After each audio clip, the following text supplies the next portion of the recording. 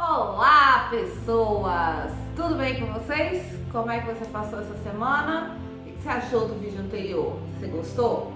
Hoje eu vou começar a falar sobre alguma coisa que já me encaminhou para ser bruxo, meu caminho bruxo, tá? Então, uma coisa que vocês precisam já colocando na mente de vocês, cada bruxo, cada bruxa vai ter o seu caminho, tá? Então hoje eu vou falar sobre a deusa Tríplice. Mas antes de falar da deusa Tríplice, galera, eu quero falar uma coisa para vocês.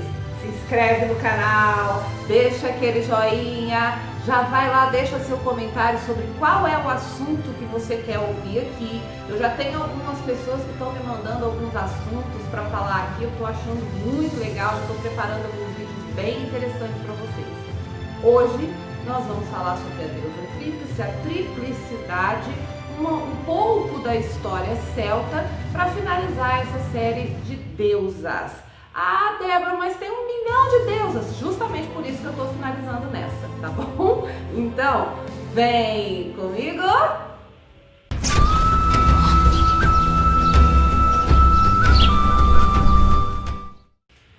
Pessoas lindas do meu coração, deixa eu falar uma coisa para vocês.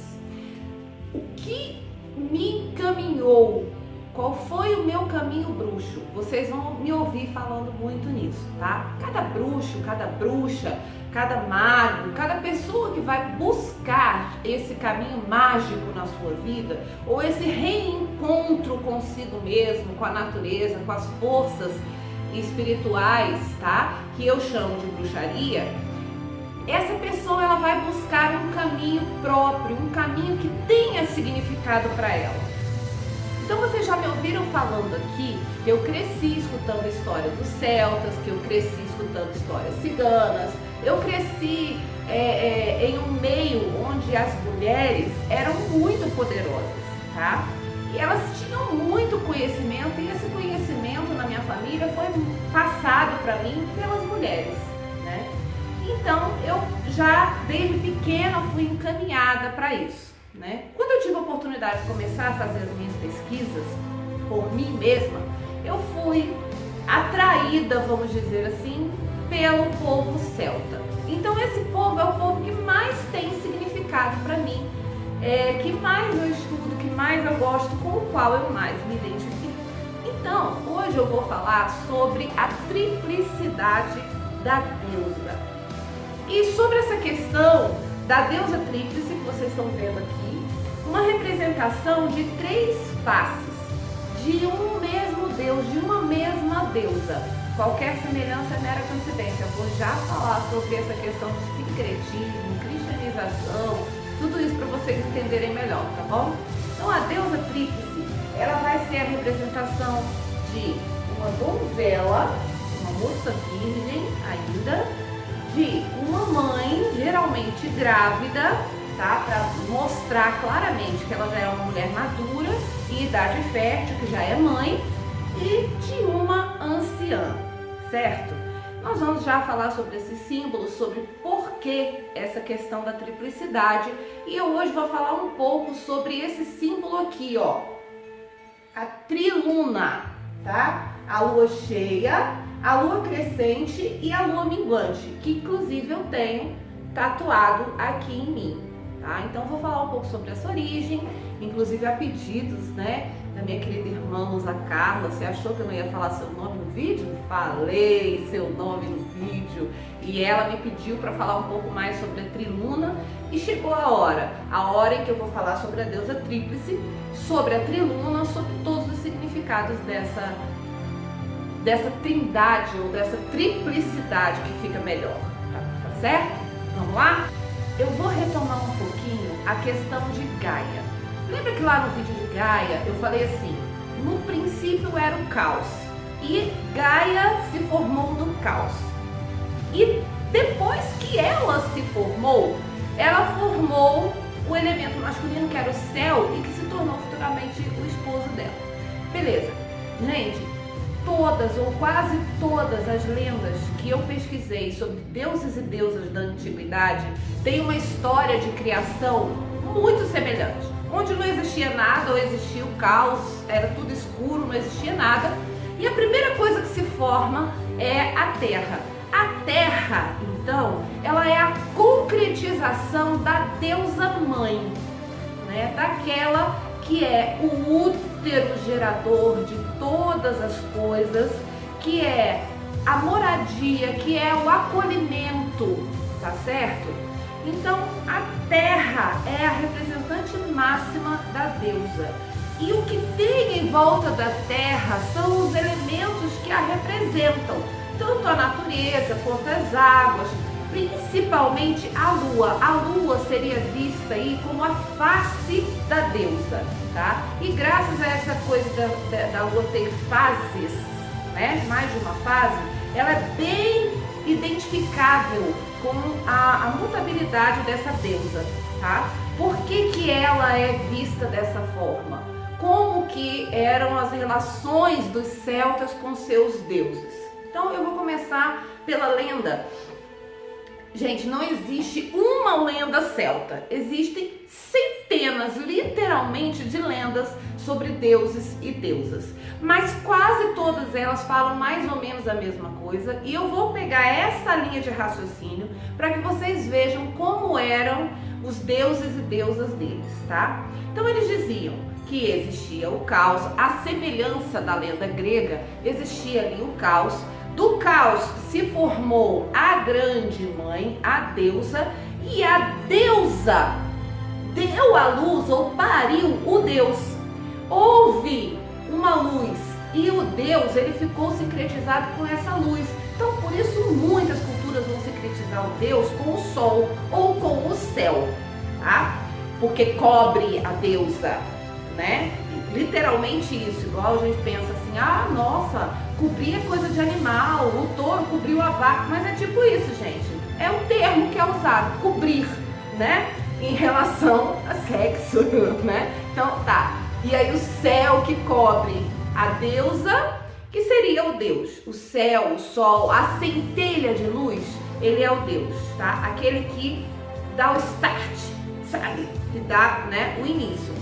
No entanto, ele foi criado da própria deusa. É um pouco confuso isso, mas dá para você começar a entender, tá? Então, caos, deusa, da deusa, o Deus. E aí vamos ficar com essa deusa. Essa deusa era uma deusa que não tinha ou não tem uma face única. Então vamos começar a falar dessa questão das três faces. Pessoas, o número 3, ele é extremamente sagrado para os celtas, né? O número 3 está para os celtas, assim como o número 7 está para os cristãos, tá? O número da perfeição para os celtas é o 3. Então o que eles vão falar sobre esse 3?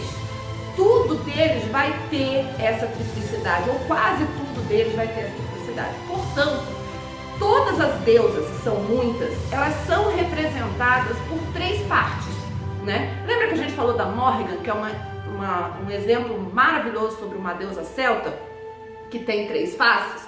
Pois é, quase todas as deusas vão ter essas 3 faces, beleza? Não necessariamente essas 3 das quais nós vamos falar, tá? Mas eu julgo que essas 3 são as mais importantes, e como essa triplicidade da deusa, com a questão da donzela, da mãe e da anciã, se tornam a deusa mais popular hoje, né? Que é uma deusa que não tem nome, é uma deusa lunar, chamada Triluna, ou Tríplice, ou deusa Tríplice, ou deusa da Wicca, e por aí vai. Eu acredito que essa questão da triplicidade estará presente em todas ou quase todas as deusas celtas, só que não exatamente dessa forma ou com essa formação, beleza? Então, galera, vamos lá explicar essas 3 faces da deusa, ok? Vamos falar então primeiro sobre a donzela, depois sobre a mãe e por último sobre a anciã. E no fim eu vou falar um pouco para vocês sobre a deusa negra, ok? Vamos lá. A donzela. A donzela, ela vai representar o futuro, tá? Ela é uma moça, né, na floração da idade, tá certo? Então ela já tem a sua menstruação, ela já é uma mocinha, ela já é fértil, ela já é capaz de ser mãe, mas ainda não é. Ela ainda não conhece sexo, ela é virgem e ela tem o dom da visão do futuro, tá? Veja que as coisas são muito interligadas, né? Porque ela é jovem, então ela é relacionada ao futuro. Ela é responsável pela visão, tá? Então, os oráculos são consagrados a ela, tudo que você pensa assim em questão de planejamento, essa face da lua, tá? Ou seja, que face seria essa? A lua crescente. Ela está em crescimento, ela já aparece no céu, ela está em crescimento, mas ela ainda não é uma lua plena. Portanto, ela faz toda essa representação do futuro, ok? Segunda fase é a fase da mãe, a fase da lua plena, a fase da lua cheia. Ali tudo já foi concretizado para que ela se torne uma mulher plena, né? Então ela é representada como uma mulher grávida, ou seja, indica que ela já conheceu o sexo, que ela já entende a sua capacidade geradora, que ela já é capaz de reproduzir a vida por si só e que ela é uma mulher madura. Então, a mãe, ela vai representar toda a materialidade, todas as coisas concretas, aquilo que você deseja de material na sua vida, de estabilidade, de casa, família, mas que sejam ligadas às coisas materiais e o presente. A mãe, então, ela é a administradora de todas essas situações. Ela também é a representadora da educação, tá certo? Da educação familiar, especificamente. Então, ela é a mulher administradora, ela é a mulher que está administrando o presente, tá certo? Aquilo que você já concretizou e das coisas, das fases concretas da vida. Por último, nós vamos ter a anciã, não menos importante, porque a anciã, ela vai representar o passado, aquilo que faz você ser quem você é naquele momento presente. Tudo que você já viveu, todas as experiências que você já teve, tudo que você passou, construiu a sabedoria da anciã. Então ela é a representante do passado e da sabedoria, da sapiência da mulher.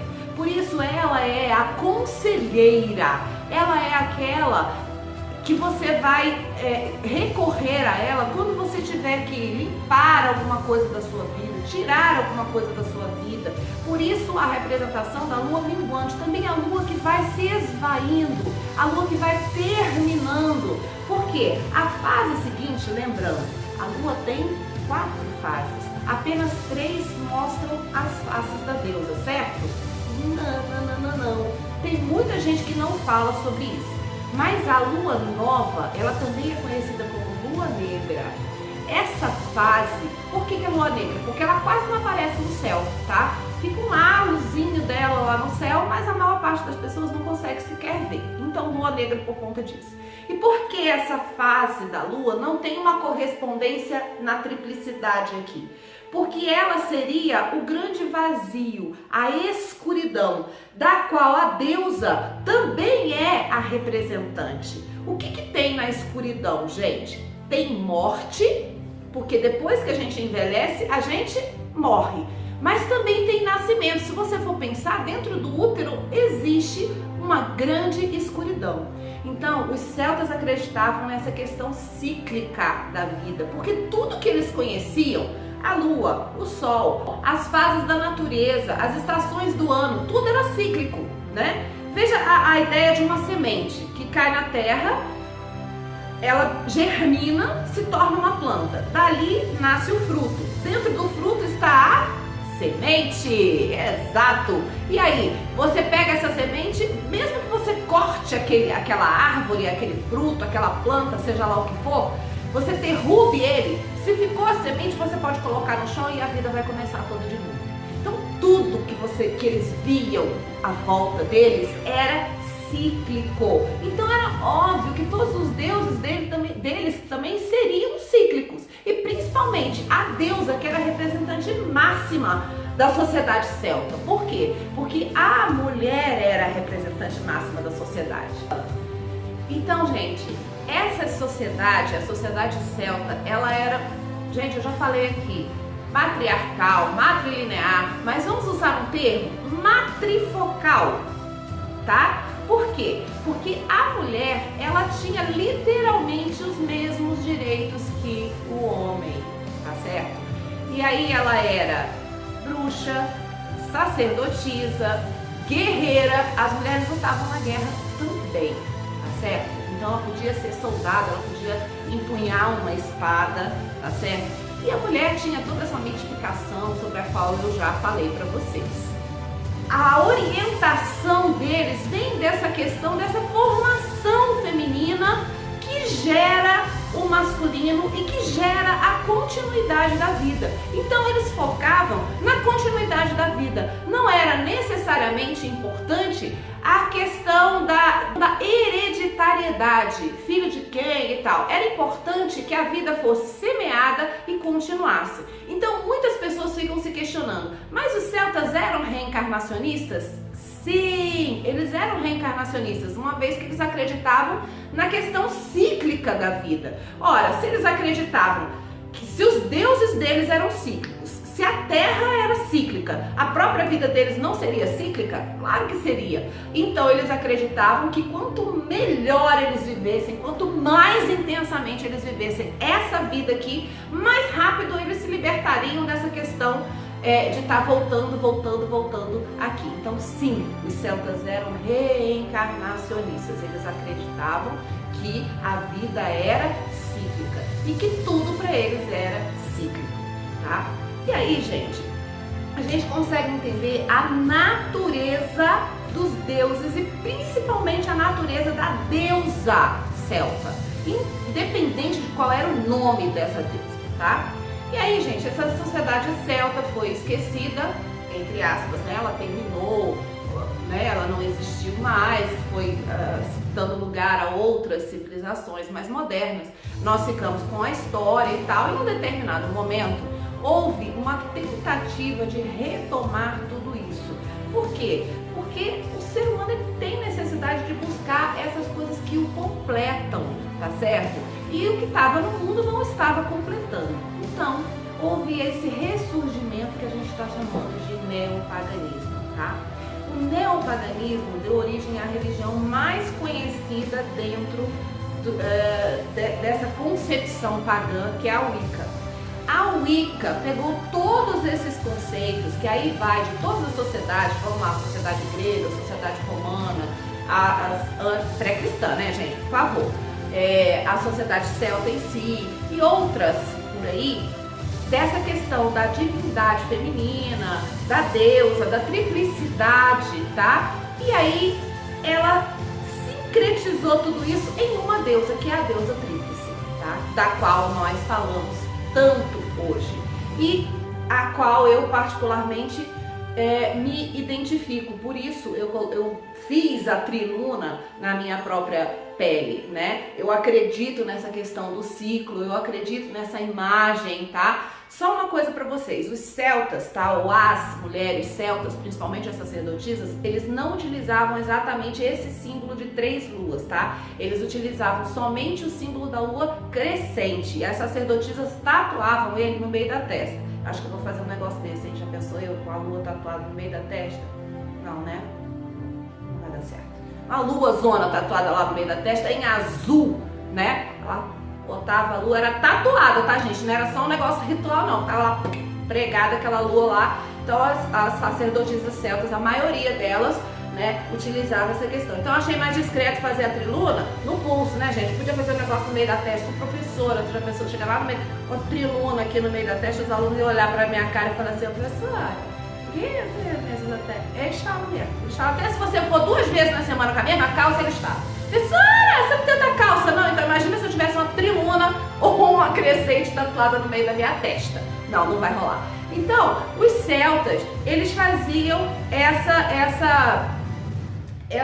sincretização, vamos dizer assim, com a natureza. Todas as deusas de fases, tá certo? Não necessariamente essas. Por que que hoje a gente está conhecendo essas? Por causa da Wicca, tá? Então, a deusa da Wicca é essa deusa aqui, a deusa tríplice. Eles cultuam panteões diferentes, tá certo? Então existem vertentes que vão cultuar os panteões gregos, vertentes que vão cultuar os panteões célticos e por aí afora. Mas a representação da deusa, tá, é essa daqui.